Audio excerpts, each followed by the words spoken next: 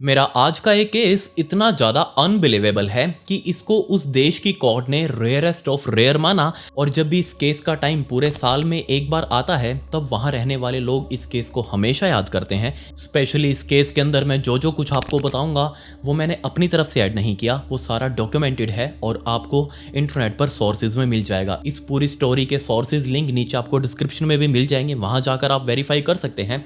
But उससे पहले आज मेरे को आपसे एक दो बातें करनी है। बहुत सारे ऐसे कमेंट्स मुझे मिल रहे थे कि जिसमें लोग मुझे पर्सनली भी आकर बताते हैं या फिर नीचे कमेंट्स करते हैं कि उनको वीडियोस के नोटिफिकेशंस नहीं मिल रहे। और ये एक्चुअल ट्रूथ है, यूट्यूब का उसने माल फूका हुआ है यूट्यूब ने, इसलिए वो सारे जो बढ़िया बढ़िया चैनल्स हैं ना उनको दबाता जा रहा है। इनफैक्ट मैं जो चैनल्स पर्सनली बहुत पसंद करता हूँ उनके नोटिफिकेशंस मुझे नहीं मिलते, मैनुअली सर्च करके मुझे वीडियोस देखनी पड़ रही हैं और ये बहुत बहुत ज़्यादा अनफॉर्चुनेट है, एक क्रिएटर के लिए भी और एक व्यूअर के लिए भी। सो आपसे मैं रिक्वेस्ट करूँगा, क्या पता ये तरीका काम कर जाए। आपने अगर नोटिफिकेशन आइकन को नहीं प्रेस किया, नोटिफिकेशन बेल को अगर नहीं दबाया तो आप उसको प्लीज़ दबा लें, और अगर दबा रखा है तो एक बार ऑफ करके दोबारा ऑन कर लें, हो सकता है इससे सेटिंग्स रीसेट हो जाए। और दूसरा, मैंने कुछ सालों पहले आपके सामने एक बड़े जोश में कहा था कि मैं Q&A वीडियो लेकर आऊँगा और अभी तक वो वीडियो नहीं आई।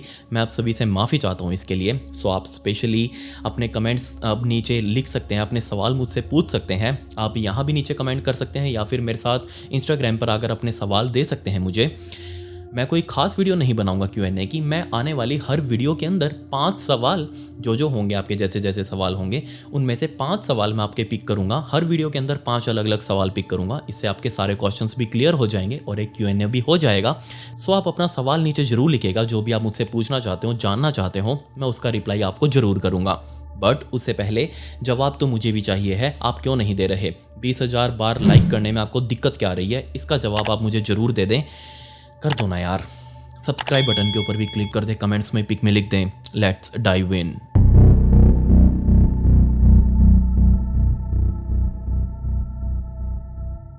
इस बहुत ही अनबिलीवेबल केस को समझने के लिए हमें अमेरिका के टेक्सास में जाना पड़ेगा। और टेक्सास में एक डियर पार्क नाम का इलाका है और इसी डियर पार्क इलाके के अंदर रोनाल्ड परिवार का मुखिया, इसकी पत्नी और इन दोनों के 2 बच्चे, बड़ा बेटा टिमोथी और उसकी छोटी बहन एलिजाबेथ, ये 4 लोगों का परिवार इसी इलाके में रह रहा था। बहुत ही ईजी सी फैमिली, कोई भी दिक्कत नहीं। इसमें घर का मुखिया रोनाल्ड अपने परिवार को चलाने के लिए स्टेट ऑप्टिकल इंस्टीट्यूट के अंदर ऑप्टिशियन का काम कर रहा था। वो जो होते हैं ना आंखों के लिए चश्मे वगैरह बनाते हैं, दवाइयाँ बनाते हैं, आंखों से जुड़ी ये कंपनी थी और इसके अंदर इसकी अच्छी पोस्टिंग ही, उसके अंदर नौकरी कर रहा था। इसके अलावा रोनाल्ड अपने इलाके में मौजूद एकमात्र चर्च के अंदर जो वहां का पादरी था उसके नीचे असिस्टेंट का काम कर रहा था। वहां की जो संस्था इस चर्च को हैंडल करती उसके अंदर रोनाल्ड का बहुत ही इंपॉर्टेंट रोल, ये डेली चर्च में जाकर वहां सेवा पानी करता। बहुत सारे लोग जो डेली चर्च में प्रेयर्स के लिए आते उन सब की जान पहचान रोनाल्ड के साथ हो चुकी थी। रोनाल्ड को सब बहुत ही अच्छा मानते, वो सभी के साथ घुल मिलकर चलने वाला व्यक्ति। और अब टाइम आ चुका था अक्टूबर 1974 का। असल में जो अक्टूबर का टाइम होता है ना, ये पूरे अमेरिका के अंदर और साथ में बहुत सारी वेस्टर्न कंट्रीज के अंदर ये अक्टूबर का महीना होता है, हैलोवीन मंथ का। इसमें लोग हैलोवीन, आप समझ रहे हैं ना, नाम से ही आपको पता लग रहा होगा कि भूतों के टाइप का गेटअप करते हैं, भूतों से रिलेटेड कल्चरल प्रोग्राम करते हैं, झांकियाँ वगैरह निकालते हैं, भूतों से रिलेटेड गेटअप अपना वो पहनते हैं। बहुत ही अच्छे से इस चीज़ को सेलिब्रेट किया जाता है। स्कूल्स में बच्चों का स्पेशली हैलोवीन वीक मनाया जाता है जिसमें बच्चे भूतों से जुड़ी हुई ड्रेस पहनकर स्कूलों में जाएंगे। सो ये चीज़ पूरे अमेरिका के अंदर बहुत ज़्यादा फेमस है और इसका लिटरली पूरा साल ना सिर्फ बच्चे बल्कि बड़े भी इंतजार करते हैं। और तब दिन आया 31 अक्टूबर 1974 का। अब ये लास्ट दिन होने वाला था इस हैलोवीन मंथ का, जब बच्चे बहुत ही ज़्यादा एक्साइटेड थे इस लास्ट डे को सेलिब्रेट करने के लिए। अब ये त्यौहार कुछ ऐसा है जैसे हमारे यहाँ दिवाली होती है ना, उस टाइम पर हम आस पड़ोसियों में मिठाइयाँ बांटते हैं, एक दूसरे के साथ जाकर गले मिलते हैं। बट इस टाइम पर वहाँ अमेरिका में रहने वाले बच्चे अपने आस पड़ोस में जाते हैं बड़ों से आशीर्वाद लेने के लिए, और साथ में आशीर्वाद ले या नहीं ले ये तो पता नहीं, बट उनको वहां कैंडीज जरूर मिलती हैं स्पेशली इस दिन के लिए, इस महीने के लास्ट दिन के लिए।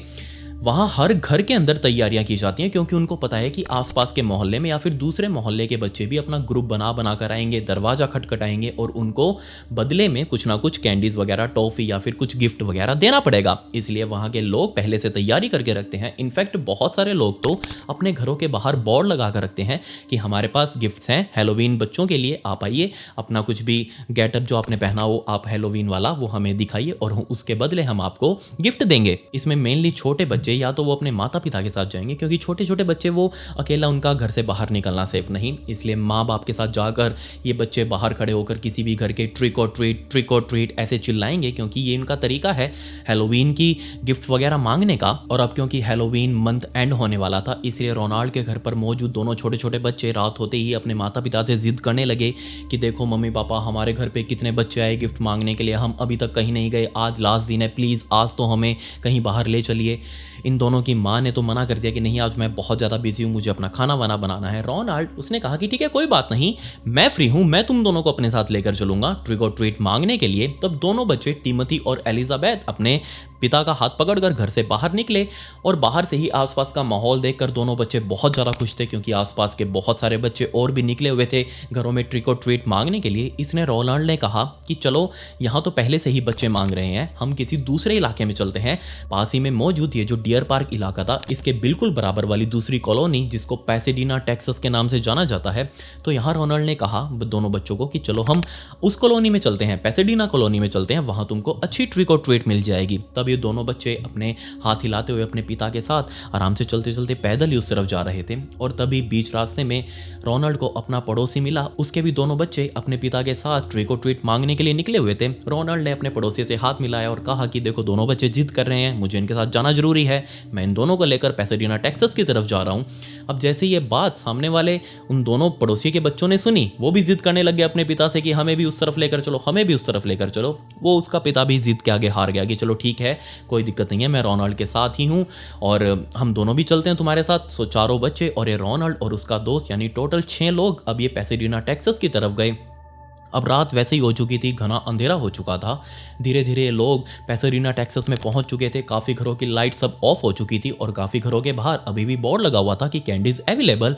बच्चों ने जा जाकर आसपास के घरों में खटखटाना शुरू कर दिया, बाहर खड़े होकर ट्रिक और ट्रीट, ट्रिक और ट्रीट, ट्रिक और ट्रीट ये सब बोलना शुरू कर दिया। रोनाल्ड और उसका वो दोस्त दोनों खड़े होकर बाहर वेट कर रहे थे कि कौन आएगा और इन बच्चों को ट्रीट देगा, और काफ़ी लोग आए भी। उन सभी ने बच्चों को ये कैंडीज़ वगैरह दी। इसके अलावा दोनों बच्चों को रोनाल्ड ने कह दिया कि ठीक है अब 2-3 घर और जाएंगे, इसके बाद वापस हम अपने घर चलेंगे। चारों बच्चे भागते भागते आगे की तरफ गए और एक घर के आगे जाकर रुके, और उन्होंने कहा कि ये सामने वाला घर हमें बहुत बड़ा सारा दिख रहा है, अगर हम यहाँ पे ट्रिक और ट्रीट मांगेंगे तो हमें बहुत ही अच्छी कैंडीज़ वगैरह मिलेंगी, सो क्यों ना हम इसका दरवाज़ा खटखटाएं। तब रोनाल्ड ने देखा कि इस घर की लाइट तो ऑफ है, हो सकता है अंदर कोई मौजूद ना हो, या फिर अंदर हो तो वो सो चुके हों। बट बच्चों ने जिद करी कि हमें तो ट्रिक और ट्रीट चाहिए, हमें तो कैंडीज चाहिए। तब सभी बच्चों ने जाकर इस दरवाजे के ऊपर खटखटाहट करना शुरू कर दिया।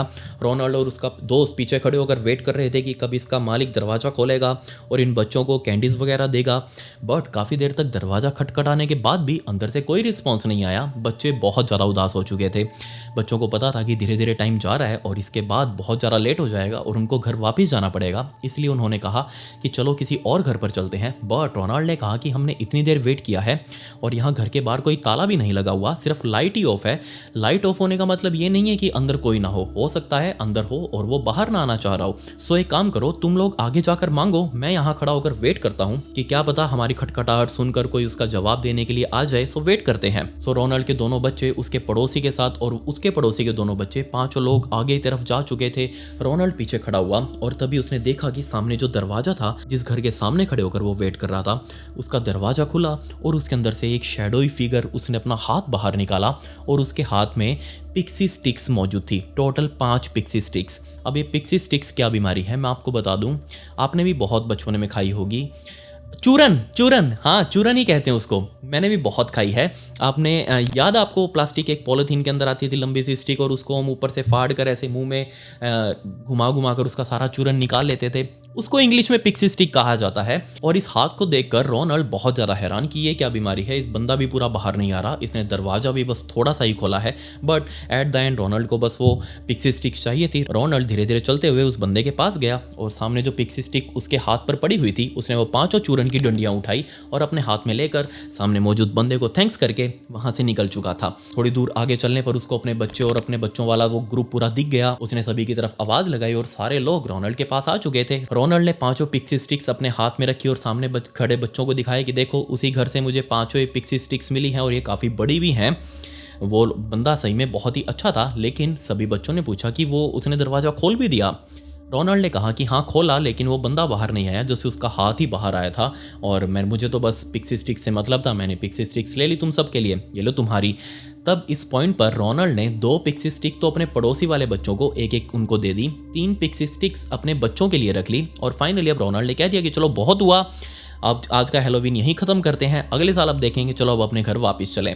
रोनाल्ड अपने बच्चों को लेकर और साथ में पड़ोसी अपने बच्चों को लेकर अपने टाउन ये डियर पार्क में वापस पहुंच चुके थे। वहां पहुंचकर रोनाल्ड ने अपने पड़ोसी को टाटा गुड बाय किया और दूसरी तरफ अपने बच्चों को लेकर अपने घर वापस आ चुका था। घर पहुंचते ही बच्चों ने अपनी ड्रेस बदली, जो उन्होंने वो हैलोवीन की ड्रेस पहनी हुई थी, क्योंकि वो बहुत ज़्यादा एक्साइटेड थे, इतने सारे वो कैंडीज लेकर आए थे अपने साथ, अब उनको खाना भी तो था। ड्रेस बदल कर कैंडीज खाने के लिए वो अपने पिता के सामने खड़े थे और मांग रहे थे कि लाओ दो, हमें अपना हर एक गिफ्ट वापस दो, अब हम कैंडीज खाएंगे। बट रोनाल्ड ने साफ मना कर दिया कि नहीं, आज तुम्हें सिर्फ एक एक कैंडी ही मिलेगी, कल तुम्हें 2-2 कैंडी मिलेंगी, एकदम से नहीं खानी, तुम बीमार हो जाओगे। क्लियर कट मना कर दिया, जो कि बहुत अच्छी बात थी, एक साथ इतनी कैंडीज नहीं खानी चाहिए।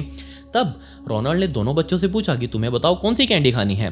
तब इस टिमोथी ने वही पिक्सी स्टिक चूज करी जो उस आदमी ने दी थी, जो उसका हाथ सिर्फ बाहर आया था। एक पिक्सी स्टिक उसने उठा ली और दूसरी तरफ अपनी बेटी एलिजाबेथ से पूछा कि बताओ तुमको कौन सी कैंडी खानी है। एलिजाबेथ ने एक बड़ी सारी चॉकलेट चूज करी, उसने वो चॉकलेट उठा ली और रोनाल्ड ने कहा कि ठीक है, दोनों एक काम करो, अपनी अपनी कैंडी खाओ और फटाफट सोने के लिए जाओ।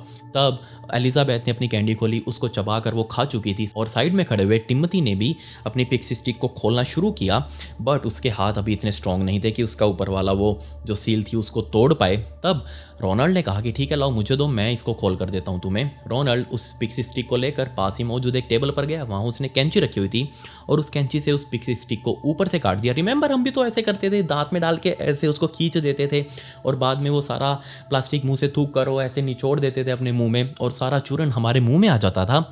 ऐसा ही कुछ अभी ये टिमोथी भी कर रहा था, अपने पिता से लेकर उसने वो चूरन वाली स्टिक अपने मुंह में सारी निचोड़ी और एट द एंड यमी ऐसे बोलकर वो पूरा चूरन अंदर गिटक चुका था। लेकिन एकदम से उसको अजीब सा फील होने लगा, जहां चूरन खट्टा मीठा होना चाहिए था, ये चूरन उसको बहुत ज़्यादा कड़वा लगा और इस बात की शिकायत उसने अपने पिता से भी करी कि पापा, इसका टेस्ट कुछ अजीब सा लग रहा है, ये चूरन जैसा नहीं लग रहा। बट एट द एंड आपको पता है, बच्चे बच्चे हैं, उनके हाथ में अगर कोई खाने की चीज़ आ जाए जो उनको पसंद हो, वो उसको खाकर ही छोड़ेंगे, चाहे टेस्ट कैसा भी हो। अभी उसने वो पूरा चूरन खाया ही था कि तभी उसने अपना पेट पकड़ लिया, क्योंकि एकदम से टिमोथी को पेट में बहुत जोर से दर्द हो रहा था और सामने खड़ा पिता रोनाल्ड उसको देख रहा है कि टिमोथी, आर यू ओके, तुम ठीक हो ना। बट टिमोथी कुछ भी बोल नहीं पा रहा। उसने इशारा किया कि उसका पेट दर्द हो रहा है और वो नीचे बैठ गया अपने पेट को पकड़ के, और जैसे ही नीचे बैठा, in the snap of a moment वो वापस खड़ा होकर बाथरूम की तरफ गया, बहुत जोर से भागा बाथरूम की तरफ और बाथरूम में एक बहुत तेज आवाज सी आई। ये आवाज सुनकर रोनाल्ड अपने बाथरूम की तरफ भागा टिमोथी के पीछे पीछे और जाकर देखा उसने कि टिमोथी नीचे बाथरूम के फ्लोर के ऊपर गिरा हुआ है। रोनाल्ड बहुत ज़्यादा डर चुका था। उसने तुरंत टिमोथी को अपनी गोद में उठाया, अपनी पत्नी को आवाज़ लगाई। उसकी पत्नी भागकर मौके पर आई और पूछने लगी कि टिमोथी तुमको क्या हुआ, क्या हुआ। बट टिमोथी यही बोले जा रहा था कि एकदम से उसको उल्टी जैसा फील हो रहा है, उसका पेट दर्द हो रहा है, आई डोंट नो वाई, क्यों हो रहा है। उसकी पत्नी इतनी ज़्यादा घबरा चुकी थी कि उसने तुरंत अपना लैंडलाइन के पास गई वो, और वहाँ जाकर इमरजेंसी नंबर पैरामेडिक्स वालों को बुलाया और साथ में पुलिस वालों के पास यानी कि 911 पर भी फ़ोन कर दिया। कुछ ही मिनटों बाद पैरामेडिक्स वाले भी यहाँ पहुँच चुके थे। पैरामेडिक्स वालों ने आकर अंदर टिमोथी का हालचाल जाना, लेकिन उनको भी कुछ समझ नहीं आया कि आखिर टिमोथी के साथ ये हो क्या रहा है, एकदम से उसके पेट में इतना दर्द क्यों हुआ। बट वो एम्बुलेंस अपने साथ लेकर आए थे, इसलिए उन सभी पैरामेडिक्स वालों ने टिमोथी को अपनी गोद में उठाया, अपने साथ एम्बुलेंस में लेकर गए, उसके अंदर लोड किया। और अभी ये सारा परिवार यानी कि रोनाल्ड, रोनाल्ड की पत्नी और रोनाल्ड की बेटी, ये तीनों लोग एम्बुलेंस में साथ में बैठ चुके थे और ये एम्बुलेंस अब चाँव चाँव करते हुए हॉस्पिटल के पास के लिए निकल चुकी थी। हॉस्पिटल पहुंचने से पहले ही टिमोथी ने अपने पेट दर्द की शिकायत करनी बंद कर दी, क्योंकि अब उसकी आवाज़ भी बंद हो चुकी थी। तुरंत टिमोथी को स्ट्रेचर से बाहर निकालकर हॉस्पिटल में अंदर डॉक्टर्स के पास ले जाया गया। डॉक्टर्स टिमोथी को चेक कर रहे थे, बट उन्होंने बाहर आकर बोल दिया माता पिता को कि आप जब टिमोथी को यहाँ पर लेकर आए, उससे पहले ही टिमोथी मर चुका था। ऑन द वे, रास्ते में ही वो मर चुका था, वो हॉस्पिटल भी नहीं पहुँच पाया। जिन डॉक्टर्स ने टिमोथी को चेक किया था, उन्हीं ने पहले पुलिस वालों को मौके पर बुला लिया कि आप आ जाइए, ये एक क्रिमिनल केस है। पुलिस वाले मौके पर पहुंच चुके थे। उन्होंने टिमोथी को आकर देखा और डॉक्टर से पूछना चाहा कि आपको अपने फर्स्ट एग्जामिन में क्या लग रहा है कि आगे टिमोथी के साथ क्या हुआ होगा। डॉक्टर्स ने खुलकर तो नहीं बताया, लेकिन एक साइन दे दिया कि टिमोथी को कहीं ना कहीं जहर दिया गया है, तभी उसकी इंस्टेंट डेथ हुई है, वरना ऐसा कोई भी सिचुएशन हमें दिख नहीं रही जिसकी वजह से उसकी मौत हो सके। But at the same time जिस टाइम पर टिमोथी की डेथ हुई थी, ये न्यूज इतनी तेजी से फैली क्योंकि वहां एम्बुलेंस आई थी, सबने देखा कि टिमोथी बीमार है, उसको हॉस्पिटल ले जाया जा रहा है। पूरे डियर पार्क इलाके में खबर फैल चुकी थी कि टिमोथी की डेथ हो चुकी है और सभी बच्चे बहुत बहुत ज़्यादा डर चुके थे। सभी ने अंदाज़ा लगा लिया कि कुछ ना कुछ उसने अटपटा खाया है और हो सकता है जो उसको हैलोवीन के में गिफ्ट मिले होंगे उसी में से कुछ उसको जहरीला खिलाया गया है। और सभी बच्चे इतने ज़्यादा डर गए कि सभी लोग बाहर आ चुके थे अपने अपने बच्चों को लेकर। इनफैक्ट सभी माँ बाप ने तो अपने अपने बच्चों से जितने भी उनको कैंडीज़ वगैरह गिफ्ट मिले थे वो सारे उनसे वापस ले लिए। और पुलिस वाले अब इस डियर पार्क इलाके में पहुंच चुके थे सभी बच्चों से बात करने के लिए कि कौन कौन कहाँ कहाँ पर ट्रिक और ट्रीट लेने के लिए गया था। सबने अपना अपना एड्रेस बता दिया, मैं यहाँ गया था, मैं यहाँ गया था। सभी माँ बाप ने अपने बच्चों से कलेक्ट की हुई सारी कैंडीज़ वगैरह पुलिस स्टेशन के अंदर जमा करवा दी क्योंकि पुलिस वालों ने साफ कह दिया था कि हो ना हो टिमोथी को जहर इसी ट्रिक और ट्रीट वाली कैंडी में कहीं ना कहीं दिया गया है। माँ बाप बहुत ज़्यादा डर चुके थे, किसी ने एक भी कैंडी नहीं रखी, सारी कैंडी सारे गिफ्ट पुलिस स्टेशन में पहुंच चुके थे। अब पुलिस वालों के सामने सैकड़ों टॉफ़ियाँ, चॉकलेट्स वगैरह यहाँ पड़ी हुई हैं, पिक्सी स्टिक्स वगैरह पड़ी हुई हैं। अब इनमें से कैसे इतनी जल्दी पता लगाया जाए कि किसके अंदर जहर दिया गया है, और इसका बहुत ही ईजी सा एक सॉल्यूशन है। आपने ये चीज़ देखी होगी कि अगर हम कोई टॉफ़ी या फिर चॉकलेट की पैकिंग को खोलते हैं और अगर हम उसको वैसे ही दोबारा पैक करना चाहें तो वो वैसी पैक नहीं होती, थोड़ी उखड़ी उखड़ी रह जाती है। एग्जैक्ट वो मशीनी पैकिंग नहीं हो सकती। इसलिए पुलिस वालों ने अंदाज़ा लगाया कि किसी ने इनमें से ही कैंडीज़ को टेम्पर किया है, इनमें से ही किसी के साथ छेड़छाड़ करी है और हमें बस उस छेड़छाड़ को पहचानना है कि ये छेड़छाड़ किस कैंडी में की गई है। सभी पुलिस वाले एक एक टॉफ़ी को, एक एक चॉकलेट को ऐसे टटोल टटोल कर देख रहे थे कि उनको कहीं ना कहीं कुछ मिल जाए। और तभी उनके सामने ये पिक्सी स्टिक्स आई, 4 पिक्सी स्टिक्स, क्योंकि 2 पिक्सी स्टिक्स टिमोथी की माँ ने पुलिस वालों के सामने जमा करवा दी और 2 पिक्सी स्टिक्स उस पड़ोसी के बच्चे ने, उस रोनाल्ड के साथ जो पड़ोसी गया था उसके बच्चों ने भी एक एक ये पिक्सी स्टिक्स ली थी। ये पिक्सी स्टिक्स उन्होंने भी अपनी जमा करवा दी पुलिस वालों के सामने। और ये पिक्सी स्टिक्स ही बहुत ज़्यादा खटक रही थी पुलिस वालों को क्योंकि इनको ही टेम्पर किया गया था। अब रिमेंबर, हम जो वो चूरन वाली डंडी खाते थे उसके ऊपर वाली पैकिंग वो गर्म करके पेस्ट की जाती थी, मतलब कि उसको गर्म करके पॉलीथीन को पिघला के पैक किया जाता था। और ये मशीन ही कर सकती है, इंसानी हाथ नहीं कर सकते। बट इन पिक्सी स्टिक्स को ऊपर से काट कर उनको दोबारा से फोल्ड करके ऊपर स्टेपल की पिन मारी गई थी। मतलब साफ था किसी ने इन पिक्सी स्टिक्स को खोला है, इसके अंदर कुछ मिलाया है और ऊपर से स्टेपल किया है। अब पुलिस वालों के सामने यही केस था कि जिसने भी ये पिक्सी स्टिक दी है उसको जाकर पकड़ो, केस खत्म, चलो अपने घर पर। पुलिस वालों को पता था कि हमें जल्दी से जल्दी उस किलर को पकड़ना होगा, वरना वो और भी ऐसे ही बच्चों को ये जहरीली पिक्सी स्टिक्स वगैरह या फिर कोई कैंडीज वगैरह ना दे दे जिससे और बच्चों की मौत हो जाए। बट पुलिस वालों ने एट द एंड और बच्चों की मौत होने से पहले ही इस चीज़ को कंट्रोल कर लिया। लेकिन अब उस किलर को पकड़ना था। किलर को पकड़ा कैसे जाए, पूछना था यहाँ टिमोथी के पिता इस रोनाल्ड से कि उसको पिक्सी स्टिक्स किसने दी थी, किस घर से मिली थी। तब पुलिस वाले अगले दिन दोपहर के टाइम पर इस रोनाल्ड से मिलने के लिए गए उसके घर पर। But at the and police वाले भी समझ रहे थे कि उसके बेटे की मौत हुई है। रोनाल्ड इस टाइम पर बहुत ज़्यादा परेशान है, वो अपना माथा पकड़कर बीच घर में बैठा हुआ था। उसके आसपास रिश्तेदार आए हुए थे और सभी उसका दुख मना रहे थे। पुलिस वालों ने फिर भी जाकर रोनाल्ड से बात करने की कोशिश करी, उसको सॉरी बोला कि हमें पता है अभी ये बात करने का ठीक टाइम नहीं है, लेकिन फिर भी हमें और ऐसे इंसिडेंट ना हो उनको रोकने के लिए हमें आपकी हेल्प चाहिए। क्या आप हमें बता सकते हैं कि पिक्सी स्टिक्स आपको कहाँ से मिली थी? रोनाल्ड ने कहा कि मुझे बिल्कुल भी याद नहीं है कि ये पिक्सी स्टिक हम कहाँ से लेकर आए थे और ये सब कुछ इतनी जल्दी में हुआ कि मुझे अब कुछ भी समझ नहीं आ रहा कि मैं आगे क्या करूं। पुलिस वाले इस दुख को समझ रहे थे, इसलिए और ज़रा डिस्टर्ब ना करते हुए पुलिस वाले अपना झोला उठाकर वापस अपने पुलिस स्टेशन पहुंच चुके थे। तभी 2-3 दिन और बीत गए और अब फाइनली बेचारे छोटे से टिमोथी की ऑटोप्सी की जानी थी। ऑटोप्सी करके तकरीबन 5 नवंबर के दिन पुलिस वालों ने इस टिमोथी की डेड बॉडी को इसके परिवार वालों के हाथ सौंपा और 5 नवंबर की शाम को ही बेचारे छोटे से टिमोथी का अंतिम संस्कार भी किया गया। उसमें शहर के बहुत सारे लोग मौजूद थे, सभी दुख मना रहे थे कि इसके साथ बहुत ही गलत हुआ। लेकिन इनमें से सबसे ज़्यादा दुखी था बेचारे टिमोथी का पिता रोनाल्ड। वो बहुत ज़्यादा रो रहा था। उसको स्पेशली दुख था अपने बेटे की मौत का नहीं, उसको दुख था अपने रिश्तेदारों के वहाँ से जल्दी चले जाने का। जी हाँ, पुलिस वाले भी इस अंतिम संस्कार में खड़े होकर देख रहे हैं, क्योंकि यहाँ अंतिम संस्कार के बाद जैसे हमारे यहाँ होता है ना, रस्म पगड़ी वगैरह की जाती है या फिर उठाला किया जाता है, वैसे ही वहाँ भी एक लास्ट प्रेयर की जाती है जिसमें मरने वाले के रिश्तेदार या फिर उसके दोस्त या फिर उसके परिवार वाले वो सारे आते हैं, एक साथ बैठते हैं और उस मरने वाले के बारे में 2-4 शब्द बोलते हैं, उसके साथ जुड़ी हुई यादों को शेयर करते हैं कि हमारे साथ ये सब कुछ करता था, ये खाता था, पीता था, वो सभी नॉर्मल बातें करते हैं। और यहाँ भी ऐसा ही कुछ हुआ। टिम्मथी की भी शोक सभा अरेंज की गई जिसमें उसके रिश्तेदार पहले ही जा चुके थे, उन्होंने शोक सभा अटेंड ही नहीं करी, बहुत सारे जा चुके थे। और इस बात को लेकर रोनाल्ड बहुत ज़्यादा गुस्सा था और पुलिस वाले भी खड़े होकर देख रहे हैं कि इस बंदे को अपने बेटे की मौत से ज़्यादा अपने रिश्तेदारों के चले जाने का दुख है, ऐसा क्यों? पुलिस वालों ने जाकर उससे पूछा कि हाँ भाई बता, तेरे को इतना ज़्यादा दुख क्यों है? तब उसने बताया कि जनाब, मैंने अपने बेटे की मौत से रिलेटेड एक सॉन्ग तैयार किया था जो मैं पूरे अपने रिश्तेदारों के सामने प्रेजेंट करना चाह रहा था, क्योंकि मुझे भी दुख है मेरे बेटे की मौत का। और वो सॉन्ग सुने बिना ही ये लोग यहाँ से चले गए, इस बात का मुझे बहुत बुरा लगा। पुलिस वालों ने पहली बार इस रोनाल्ड को इतना ज़्यादा अपसेट देखा। इतना तो वो तब नहीं रोया था जब उसको अपने बेटे की मौत की खबर मिली थी। अब पुलिस वालों के हाथ दोबारा से खाली, करे तो करे क्या, जाए तो जाए कहाँ। इसीलिए पुलिस वालों ने एक बार अगेन सोचा कि हम थोड़ा सा दबाव देकर देखते हैं इस रोनाल्ड के ऊपर, क्योंकि यही बंदा है जो हमें बता सकता है कि ये पिक्सी स्टिक्स उसके पास आई कहाँ से। सो पुलिस वाले अब थोड़ा सा स्ट्रॉन्ग होकर इस रोनाल्ड के पास गए। तकरीबन 9 नवंबर के दिन, इस दिन जाकर उन्होंने दोपहर के टाइम पर दरवाज़ा खटखटाया और रोनाल्ड सामने से उसने दरवाज़ा खोला। पुलिस वाले अंदर गए और उसे पूछने लगे कि रोनाल्ड, आप अपने दिमाग के ऊपर थोड़ा जोर डालो और हमें एग्जैक्टली बताओ कि आप ये पिक्सी स्टिक्स किस घर से लेके आए थे। तब उसने क्लियरली मना कर दिया कि नहीं जनाब, मुझे याद ही नहीं आ रहा, क्योंकि बच्चे बहुत सारे अलग अलग घरों में गए थे।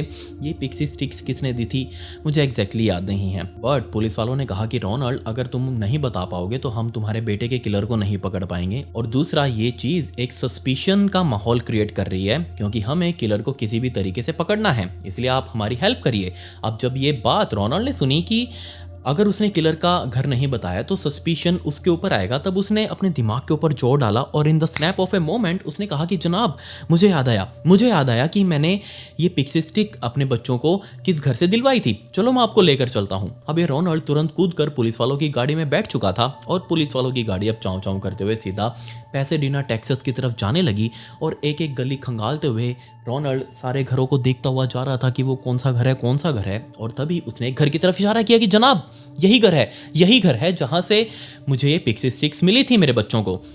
प्लीज आप जाकर इसमें दरवाजा खटखटाइए और देखिए अंदर क्या बीमारी है। पुलिस वालों ने तुरंत गाड़ी साइड में लगाई और उस घर के ऊपर जाकर उन्होंने दरवाजा खटखटाया, लेकिन आज इस घर के बाहर ताला लगा हुआ था। ये वही घर था और इसी टाइम पर इसने पुलिस वालों को बताया कि जनाब, मैं अच्छे से श्योर हूँ यही वो घर था, और इसलिए मैं श्योर हूँ क्योंकि रात के टाइम पर घना अंधेरा था, लेकिन बच्चे सारे अगले और घरों पर मांगने के लिए जा चुके थे। मैं इसी घर के बाहर खड़ा होकर वेट कर रहा था और तभी बच्चों के जाने के बाद ये दरवाजा थोड़ा सा खुला और इस दरवाजे के अंदर से सिर्फ एक हाथ बाहर आया था। ये एक आदमी का हाथ था और उसके हाथों पर बहुत सारे बाल भी थे, इसलिए मैं एग्जैक्टली श्योर हूँ कि वो एक आदमी का हाथ था।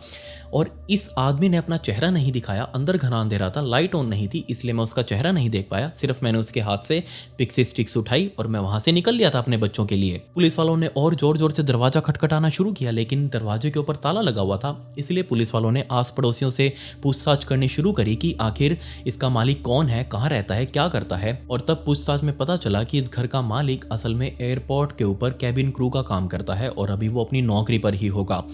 जब ये बात पुलिस वालों ने सुनी तो उनके लिए केस बहुत ज़्यादा इजी हो चुका था कि चलो एयरपोर्ट जाकर उस आदमी को पकड़ कर लेकर आते हैं, उसको अंदर डालेंगे जेल में, तुड़ाई करेंगे, वो अपना जुर्म कबूल कर लेगा, केस खत्म, टाटा गुड बाय। पुलिस वालों ने इस रोनाल्ड को वहीं पर छोड़ा। रोनाल्ड अपने घर जा चुका था, लेकिन पुलिस वाले अपनी गाड़ी लेकर एयरपोर्ट पर पहुंचे और जिस आदमी का वो घर था उसको सबके सामने, सभी पैसेंजर्स के सामने, सभी उसका स्टाफ वहाँ मौजूद था, उसको ऐसे गर्दन पकड़कर बाहर की तरफ लेकर आए और उसको अपने साथ गाड़ी में बैठाया। सभी बहुत ज़्यादा हैरान कि आखिर इसने क्या कर दिया। बट वो बंदा पुलिस वालों के साथ पुलिस स्टेशन में आया, उसकी अंदर जी लगाकर तुड़ाई करी, उसकी सेवा करी, लेकिन उसके पास से पुलिस वालों को कुछ भी नहीं मिला। इनफैक्ट उसके पास अपना बहुत ही सॉलिड एलाबाई था कि वो उस रात, जिस रात की आप बात कर रहे हैं हैलोवीन नाइट की, वो उस रात अपने घर पर मौजूद ही नहीं था। उसके घर पर कोई और आदमी है ही नहीं, उसके घर पर तो सिर्फ एक औरत रहती है और उसकी एक बेटी है, इसके अलावा कोई भी नहीं। मैं यहाँ उस टाइम पर अपनी नौकरी पर था, आप मेरा रजिस्टर चेक करिए, मेरी अटेंडेंस चेक करिए, मैं उस पूरी रात एयरपोर्ट से बाहर निकला ही नहीं,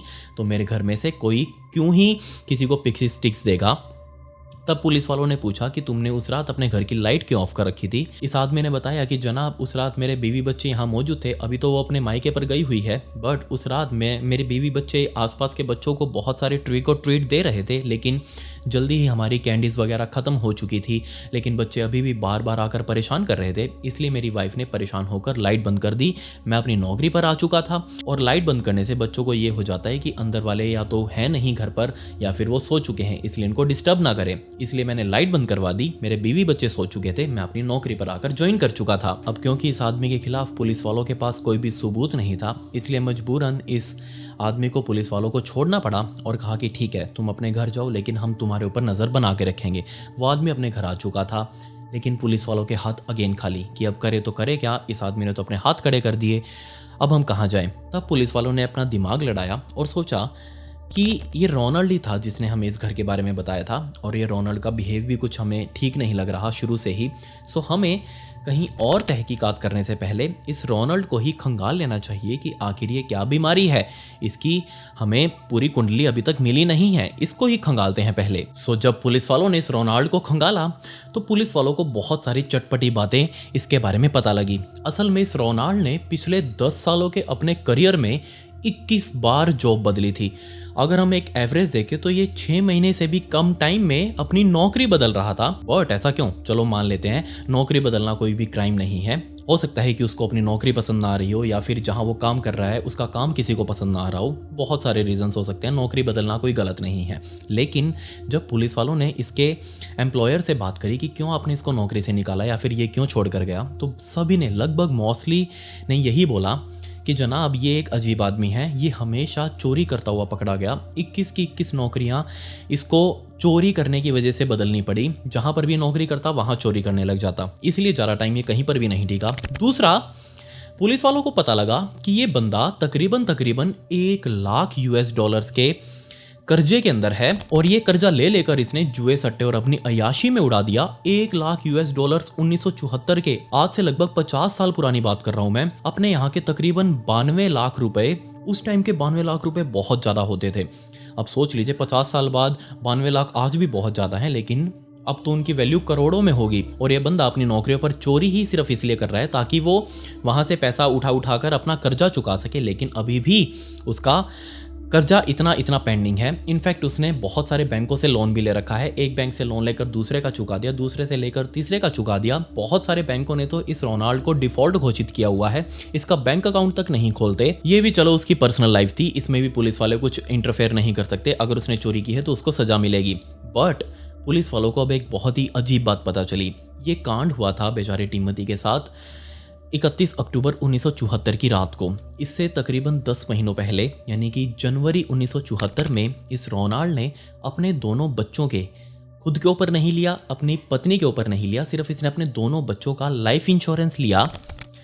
उन दोनों की इसने मैच्योरिटी अमाउंट, यानी कि इंश्योर्ड अमाउंट, सिर्फ 10-10 हजार डॉलर्स रखी। मतलब साफ था कि अगर इन दोनों बच्चों में से दोनों को भी या फिर किसी एक को भी कुछ हो जाता है तो इसको 10,000 डॉलर्स मिलेंगे, अगर इन दोनों को कुछ हो जाता है तो इसको 20,000 डॉलर्स मिलेंगे। कमाल की बात यहाँ ये थी कि सितंबर 1974 में इसने अपने बेटे टिमोथी की मैच्योरिटी अमाउंट को 10,000 से बढ़ाकर 20,000 डॉलर्स करवा लिया। मतलब कि अगर अब टिमोथी को कुछ हो जाता तो इसको 20,000 US डॉलर्स मिलते।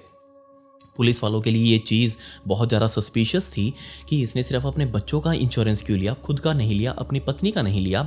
और इस बिहाफ पर पुलिस वाले इसका सर्च वारंट भी ले सकते थे, इसको उठाकर इसे पूछताछ भी कर सकते थे। सबसे पहले पुलिस वालों ने इसके घर का सर्च वारंट निकलवाया और पुलिस वाले अपने साथ वो वारंट लेकर इसके घर पर पहुंचे, दरवाज़ा खटखटाया, और अब की बार पुलिस वालों को देखकर ये समझ चुका था कि हाँ, इनके हाथ कुछ जरूर लगा है। पुलिस वालों ने सर्च वारंट दिखाया, घर की तलाशी लेनी शुरू करी, और तब पुलिस वालों को एक टेबल पर रखी हुई कैंची मिली, और उस कैंची के अंदर एक प्लास्टिक का टुकड़ा था। जी हाँ, ये प्लास्टिक का टुकड़ा फंसा हुआ था इस कैंची में, और ये प्लास्टिक का टुकड़ा कुछ और नहीं बल्कि पिक्सी स्टिक को जैसे उसने ऊपर से उसकी टिप काटी, वो टिप काटा हुआ प्लास्टिक का टुकड़ा उसी कैंची में फंस गया।